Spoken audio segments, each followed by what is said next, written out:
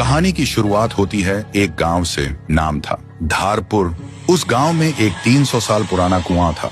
लोग कहते थे हर आधी रात उस कुएं के अंदर से एक रोती हुई लड़की की आवाज सुनाई देती थी। लेकिन एक बात सबको हैरान करती थी, गांव में जो भी लड़का उस कुएं का पानी पीता 3 दिन के अंदर वो गायब हो जाता है। न लाश मिलती न आवाज। इसी गांव में शहर से एक लड़का आया था, रवि।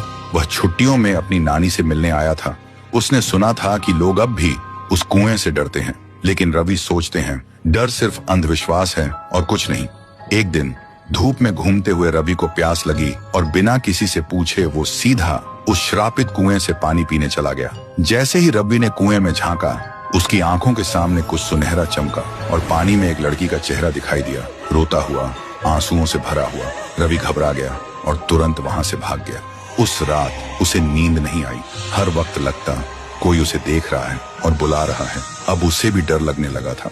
फिर सुबह रवि ने एक बुजुर्ग से पूछा, दादा, ये गांव का कुआं इतना डरावना क्यों है? बुजुर्ग हाँफते हुए बोलते हैं, बेटा, ये कुआं इतना भयानक क्यों है और उस कुएं में ऐसा क्या है जो सिर्फ लड़कों को ही अपना शिकार बनाता है? आज तक इसका राज कोई समझ नहीं पाया। रवि बोलता है, तो क्यों ना हम एक तांत्रिक को बुला लें जो इस राज का पता लगा सके। फिर गांव के सभी लोग इकट्ठा होते हैं और एक तांत्रिक को भी बुलाया गया था। तांत्रिक आंखें बंद करता है और कांपते हुए कहता है, ये तो बहुत ही भयानक है। कुएं के अंदर जो भी है वो मेरे बस के बाहर है। और वो तांत्रिक तुरंत गांव छोड़ के चला जाता है। गांव वालों के चेहरे पे डर और गहरा हो जाता है। लेकिन रवि के मन में अब सवाल उठते हैं, उस दिन मैंने जो देखा, क्या वो सिर्फ मेरा वहम था? और आज तांत्रिक ने क्या देखा जो डर के भाग गया? उसी दिन अमावस्या की रात थी। रवि कुएं के पास एक पेड़ के पीछे छुप जाता है। ठीक आधी रात को कुएं के अंदर से एक अजीब सी आवाज आती है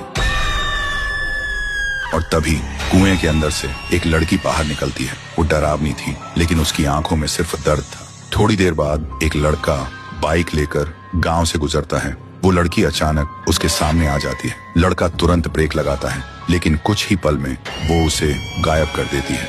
रवि ये सब देखकर हैरान रह जाता है। उसके दिमाग में एक ही सवाल घूमता है, ये कौन है और सिर्फ लड़कों को ही क्यों अपना शिकार बना रही है, लड़कियों को क्यों नहीं? तो दोस्तों, अगर आपको पता करना है कि कुएं में वो लड़की कौन है और वो सिर्फ लड़कों को ही क्यों अपना शिकार बनाती है, तो कमेंट करो, पार्ट 2 चाहिए।